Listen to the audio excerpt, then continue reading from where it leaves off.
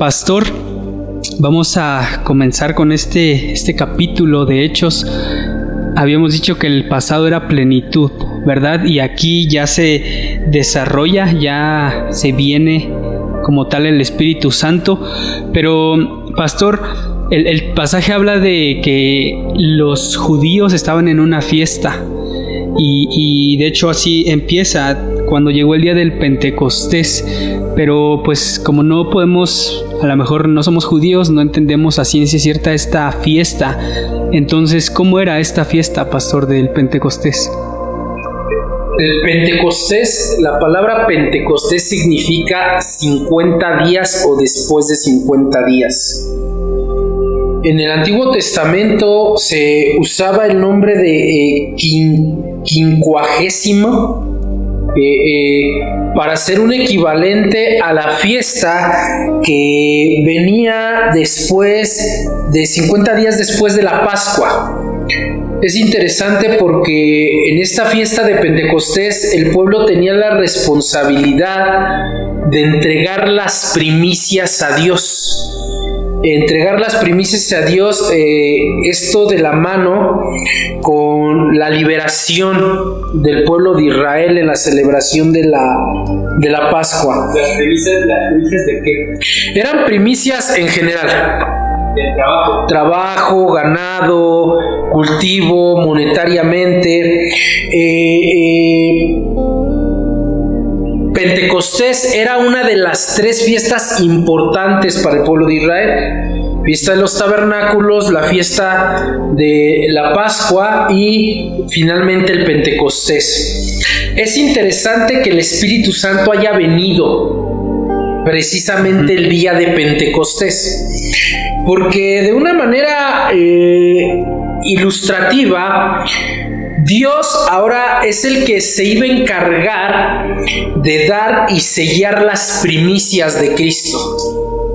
El Espíritu Santo viene el día de Pentecostés para que todos aquellos que habían sido salvos en el nombre de Jesús y que habían estado con Jesús, estos 120 eran las primicias que ahora se iban a ofrecer a Dios.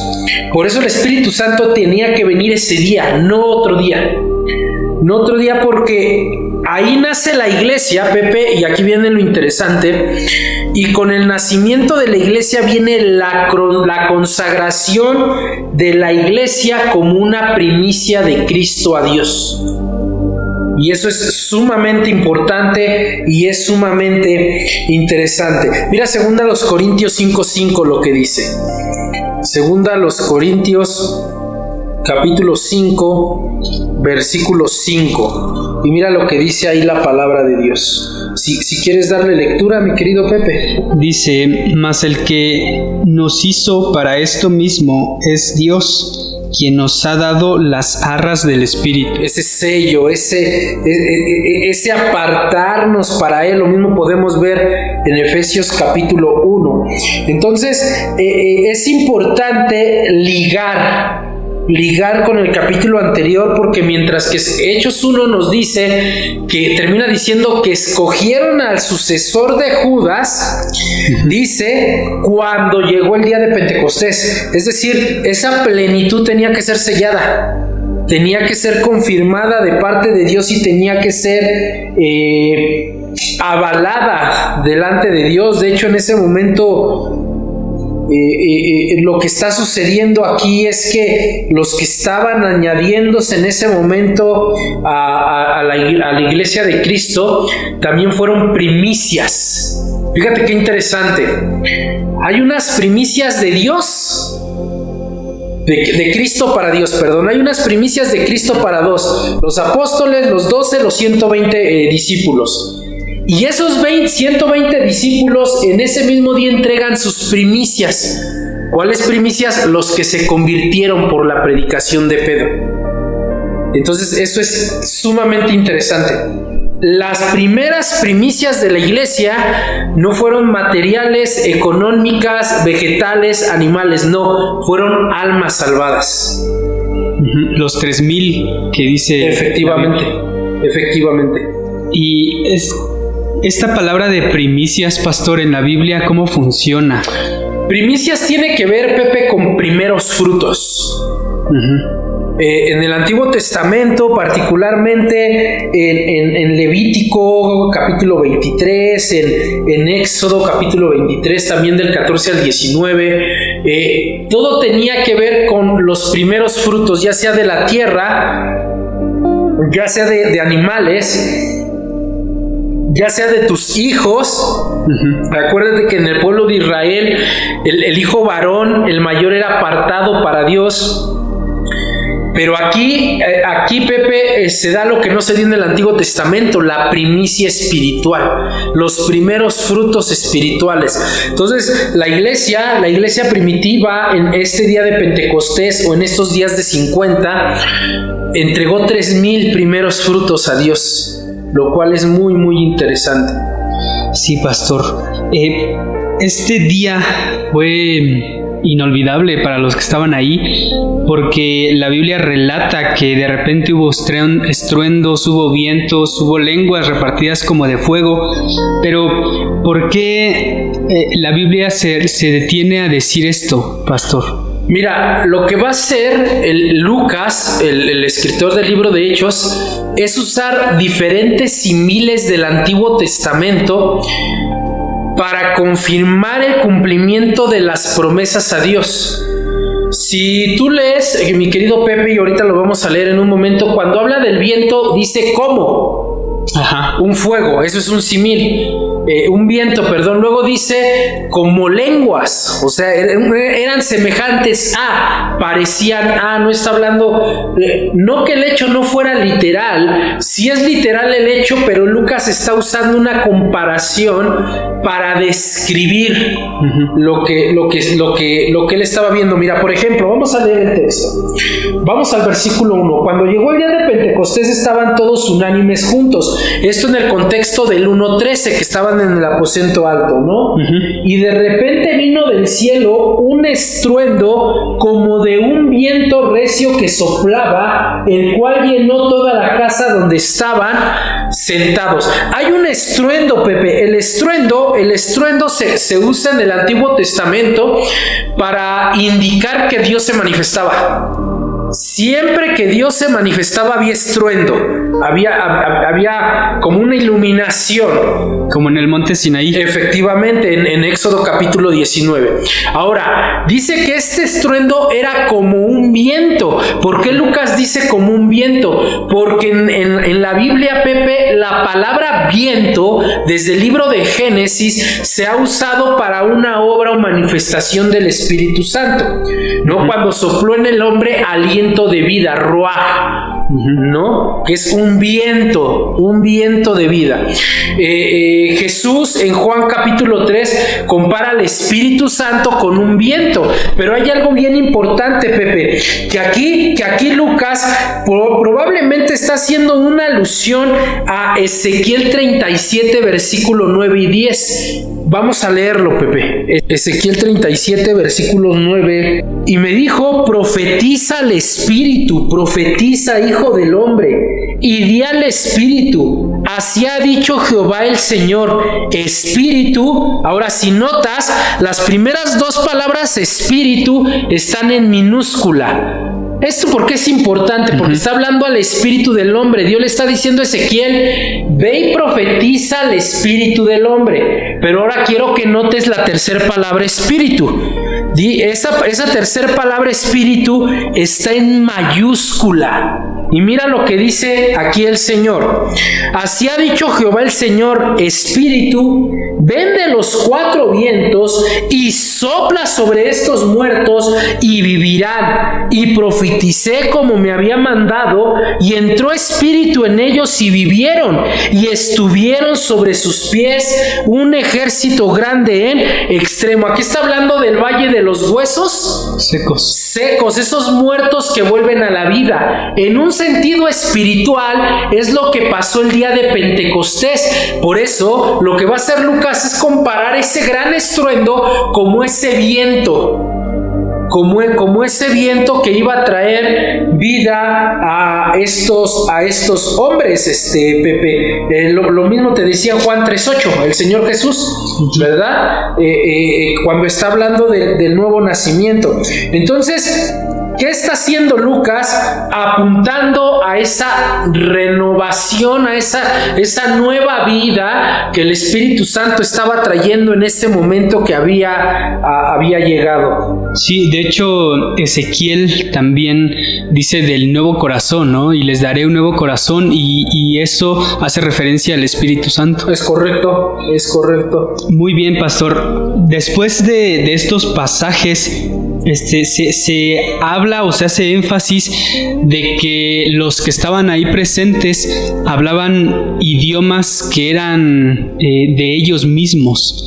Todo mundo entendía lo que estaba pasando ahí porque hablaban el idioma. Yo me imagino, si yo voy a otro país y de repente alguien habla mi idioma, es algo sorprendente, y esto pasó con más de 1 o 2 idiomas. Claro que sí. Aquí es donde entra el segundo símil. Vamos al versículo 3. Dice: y se les aparecieron lenguas repartidas como de fuego, asentándose sobre cada uno de ellos. Ahora, muchos piensan que son estas lenguas lo que les hace hablar en idiomas. No. Este símil lo que está apuntando es a la presencia de Dios. Si tú lees, por ejemplo, mi querido Pepe, el libro de Éxodo, capítulo 3, versículos 2 al 6, pasa algo similar en el llamado de Moisés, la zarza que ardía. Entonces, este fuego, Pepe, del versículo 3, únicamente está manifestando la presencia de Dios, el Espíritu Santo, la presencia de Dios. Lo interesante también está en el versículo 4. Y fueron todos llenos del Espíritu Santo. Esta conjunción kai, un polisíndeton en griego que te liga con lo anterior, lo que está diciendo es que cuando el Espíritu, la presencia del Espíritu se manifestó, todos fueron plenos del Espíritu Santo. Esta palabra llenos, que tanto se ha confundido, es plenos. Capítulo 1, ¿te acuerdas? Plenos del Espíritu Santo. Es decir, que el Espíritu no les fue dado a unos de una medida, a otros de otra medida, otros más, otros menos. No, todos fueron plenos. Tanto los 12 como los 120 que estaban ahí, todos fueron plenos. Y luego va a usar otra conjunción kai. Y comenzaron a hablar en otras lenguas. Ahora escucha, porque hay un contraste, según el Espíritu les daba que hablasen. Es decir, que no todos hablaron las mismas lenguas, sino que según el Espíritu repartía. Romanos capítulo 12, según el Espíritu reparte, como los dones, aquí según el Espíritu repartía, ellos lo hacían. Ahora aquí hay algo interesante, porque cuando dice, y fueron todos plenos del Espíritu Santo y comenzaron a hablar en lenguas, lo que está apuntando es que el Espíritu era el que los guiaba. No entraron en una cuestión de éxtasis, no perdieron la conciencia, no, ellos estaban conscientes pero guiados por el Espíritu Santo. Primera carta a los Corintios 14, ¿qué? Cantaremos con el Espíritu, pero no con el entendimiento. No, hay que cantar con el Espíritu y con el entendimiento. O sea, nunca hubo una cuestión de éxtasis donde ellos perdieran una conciencia. No, esto era un hecho histórico real, y el Espíritu Santo estaba controlando la lengua de todos estos hombres. Ahora, ¿qué hablaban? No hablaban balbuceos, no balbuceaban lo que en la Biblia se conoce como glosalalia, no balbuceaban, sino cuando dice que fueron llenos del Espíritu Santo, plenos, y hablaban otras lenguas, lo que declaraban era la palabra de Dios, de tal manera que los que estuvieran ahí de otras regiones pudieran entenderlo. Esto por implicación Colosenses 3:16, que dice que toda la palabra de Cristo more abundantemente en ustedes. Su texto paralelo, Efesios capítulo 4, sed llenos del Espíritu Santo, capítulo 5, sed llenos del Espíritu Santo. ¿Qué pasó ahí? ¿Con qué fue la plenitud del Espíritu? Con la palabra. ¿Y qué impulsaba el Espíritu? La palabra. De hecho, Jesús lo había anunciado en los evangelios. Cuando Jesús los dijo, cuando ustedes estén delante de la gente o cuando los lleven a un concilio, no se preocupen por qué ha de hablar, porque el Espíritu Santo les dará palabra. Eso es lo que está pasando aquí. No eran glosalalias, que ahorita voy a abundar un poquito más en eso. Yo no creo en la glosalalia, pero sí creo en la xenoglasia, que ahorita vamos a abundar un poquito. De tal manera que mira lo que dice el versículo 5. Moraban entonces, une con el acontecimiento que está pasando en ese momento en Jerusalén judíos varones piadosos de todas las naciones bajo el cielo. Ellos hablaron idiomas, no lenguas no entendibles. Dice, y hecho este estruendo, el que está hablando en el versículo 2, dice, se juntó la multitud y estaban confusos porque cada uno les oía hablar en su propia lengua. Y estaban atónitos y maravillados diciendo, mirad, ¿no son galileos todos estos que hablan? ¿Cómo pues les oímos nosotros hablar cada uno en nuestra lengua en la que hemos nacido? Y ahora nos va a decir Lucas, con esa precisión que tiene, ¿qué naciones? Dice él, Lucas, partos, medos, elamitas y los que habitamos en Mesopotamia, en Judea, en Capadocia, en el Ponto, en Asia, en Frigia, en Panfilia, en Egipto y en las regiones de África más allá de Cirene, romanos aquí residentes, tanto judíos como prosélitos, cretenses y árabes, les oímos hablar en nuestras lenguas. ¿Qué hablaban? Las maravillas de Dios. O sea, ¿qué salía de sus bocas cuando ellos hablaban estos idiomas? La palabra, el evangelio. Y es lo que a continuación de Hechos nos va a registrar en la primera predicación de Pedro. Ahora que hay algo interesante, porque este primer discurso lo da Pedro. Y Pedro lo está dando en un idioma que era común para Pedro. Pero aquí viene algo interesante.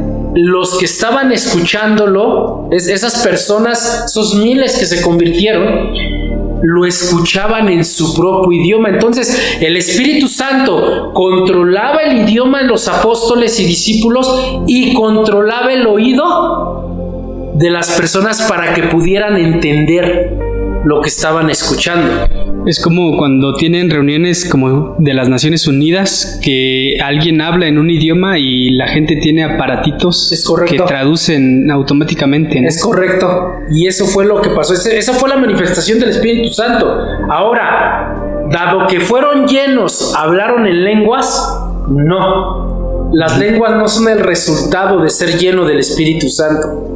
No, más bien la llenura del Espíritu Santo capacitó para que ellos pudieran transmitir el Evangelio, porque hoy en día hay un malentendido. Si eres lleno del Espíritu Santo tienes que hablar en lenguas. No, eso no es lo que está diciendo el Espíritu Santo a través de Lucas. Lo que está diciendo es que su plenitud capacitó y llevó a cabo esto para que pudieran entender el Evangelio.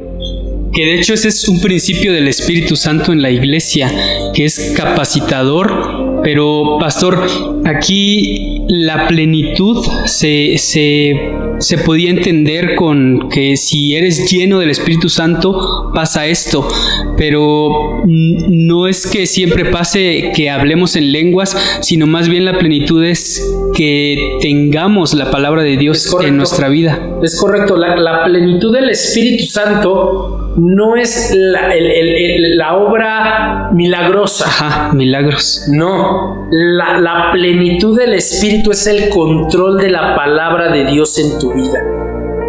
Y eso fue lo que pasó aquí. Sí, eso fue lo que pasó aquí. Muchos quieren milagros y hacer señales y sanar y que la gente vea, digamos, el poder que hay detrás de tal persona, ¿no? Pero en realidad es algo más sencillo, como someterte a la palabra de Dios, a la voluntad de Dios en la Biblia. Es correcto, y esa es la plenitud del Espíritu. Pastor, al final de cuentas, el fin de Dios, del Espíritu Santo, que aquí vemos que relata Lucas, estas lenguas repartidas como de fuego y todo esto tenía un fin, y ese fin era que las personas escucharan el Evangelio. Es correcto, mira, esta obra, Pepe, es de tipo fundacional. Ajá. Estaba naciendo la iglesia. En este momento estaba naciendo la iglesia de Cristo. Uh-huh. Tendría que haber un poder que respaldara, porque la mayoría de los que estaban ahí eran judíos, como mismo Hechos nos los está diciendo, aunque venían de otras naciones, había prosélitos de otras naciones, pero preponderantemente eran judíos. Sí. De tal manera que tenía que haber una señal maravillosa para que ellos pudieran confirmar que lo que estaba sucediendo en ese momento era una obra de Dios. Pero, Pepe, aquí es donde entra también el otro malentendido. Estas señales no fueron dadas como señal a la iglesia, fueron dadas como señales a los incrédulos. Porque es algo que hoy en día también, tristemente, mucho se ha confundido. Uh-huh. Los milagros, las lenguas, visiones, sueños, no son para la iglesia. No, el mismo Espíritu Santo estipula que esto era señal para los no creyentes, no para los creyentes. Porque los creyentes no necesitamos que nos convenzan del Evangelio. Ya Cristo nos ha convencido. El Espíritu Santo nos ha convencido de pecado, de juicio y de justicia. Le hemos entregado nuestra vida al Señor como nuestro Salvador, sometiéndonos a su señorío. Yo ya no necesito ser más convencido. Si yo necesitara ser más convencido, quiere decir que en realidad no he creído, ¿verdad? Y estoy como Tomás, hasta no ver, no creer. Tal vez. No, estas señales, Pepe, no fueron dadas para los 120. Si tú te das cuenta, ahorita el texto que leímos, ninguno de los 120 se sorprendieron. Uh-huh. Probablemente no lo entendieron, pero ellos no se sorprendieron, porque Jesús ya les había dicho, va a venir el Espíritu Santo. Ajá.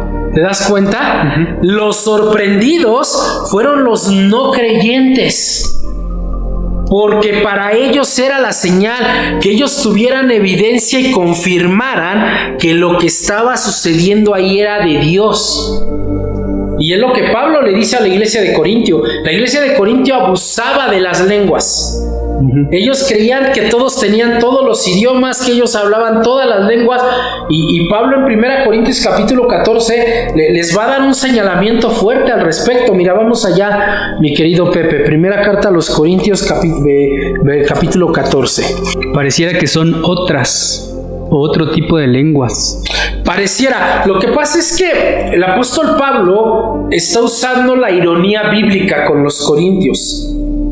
Les está llamando la atención por su mal uso de lo que Dios mismo ha establecido. Uh-huh. Y Pablo, cuando habla en lenguas, a veces usa la palabra glosalalia, que es balbuceo. Es como si Pablo estuviera diciéndoles, ustedes balbucean porque no hay quien interprete.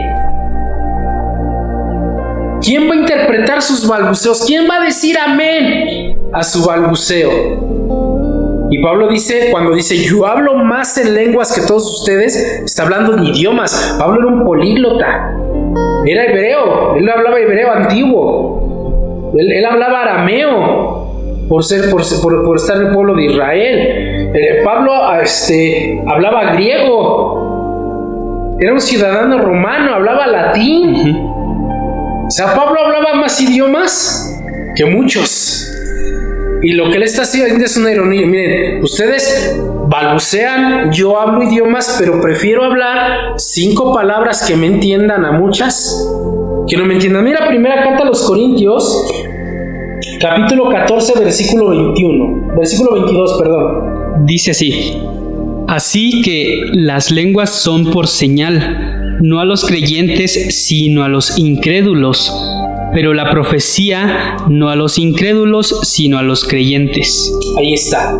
Ajá. O sea, esta señal fue dada para incrédulos. Pero la profecía, aquí la palabra profecía es la palabra didascalion, que es la enseñanza. O sea, ¿qué está haciendo Pablo? Ustedes tienen que centrarse en la enseñanza, porque de nada sirve que ustedes hablen lenguas dentro de la congregación, porque son creyentes. No lo necesitan. Ahí lo que necesitan es una enseñanza. Los incrédulos sí, y luego les va a dar los requisitos. Mira, hable uno, que otro interprete. Si quiere hablar otro, que el otro se calle. O sea, Pablo va a dar las instrucciones también al respecto, que son textos que no se conocen o que se ignoran. Se ignoran totalmente. Y si no hay intérprete, pues que no hablen. Que se callen. O sea, aquí es donde entra el otro. Mira, mi querido Pepe, yo no creo en la glosalalia, que son los balbuceos. No es bíblico el balbucear y que nadie interprete, y más bien una situación de éxtasis emocional. Pero hay algo que es xenoglasia, y la xenoglasia quiere decir el uso de un idioma sin haberlo estudiado. Y yo conozco a muchos hermanos, Pepe, de primera mano, que, por ejemplo, hay algunos misioneros de Heart Cry, del pastor Paul Washer, que ellos han ido a Corea y nunca han estudiado el idioma. Cuando el hermano llega a Corea, él le pide a Dios que le permita predicar el evangelio. No le pidió hablar en lenguas. Señor, permítame predicar el evangelio. Y él lo hablaba en su idioma natal, el inglés, y la gente se lo entendía. Y la gente le respondía, y él le respondía, y él entendía lo que la gente le respondía en su idioma, ¿no? Eso se llama xenoglasia. Xenoglasia, que es la capacidad del Espíritu Santo para poder a lo mejor comprender un idioma que no has estudiado, ¿no? Entonces, yo creo en la xenoglasia, no en la glosalalia. La glosalalia, ese tipo de juego con la lengua que te lleva a pronunciar y a emitir sonidos no entendibles. No, la xenoglasia sí, yo creo que el Espíritu Santo sigue haciéndolo de alguna manera.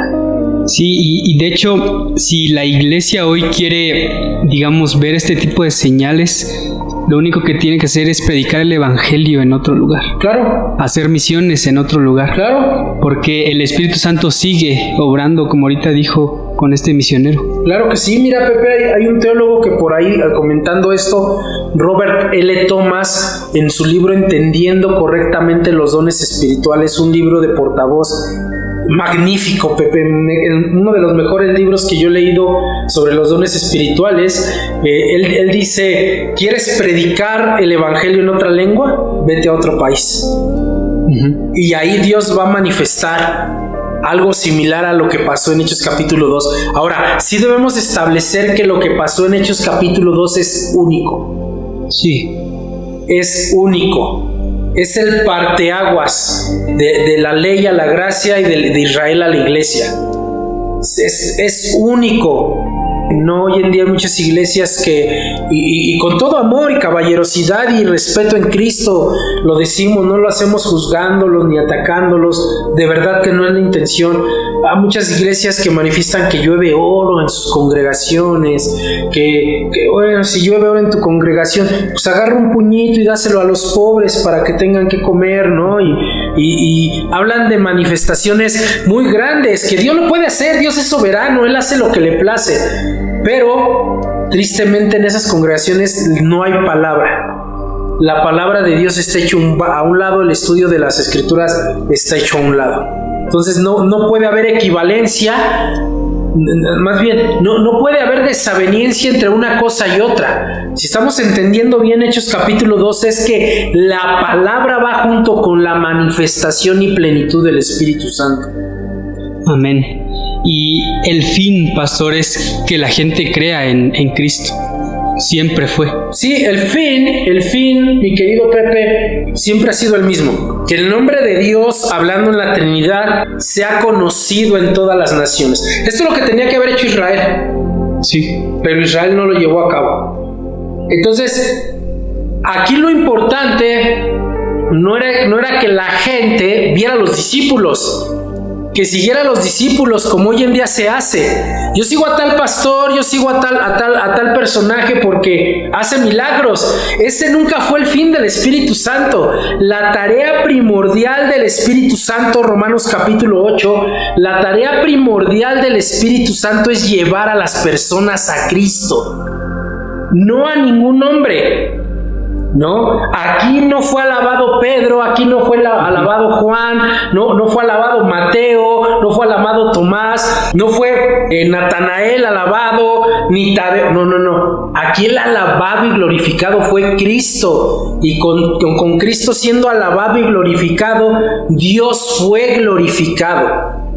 O sea, la manifestación del Espíritu Santo aquí no fue que vieran el nivel de espiritualidad de los apóstoles.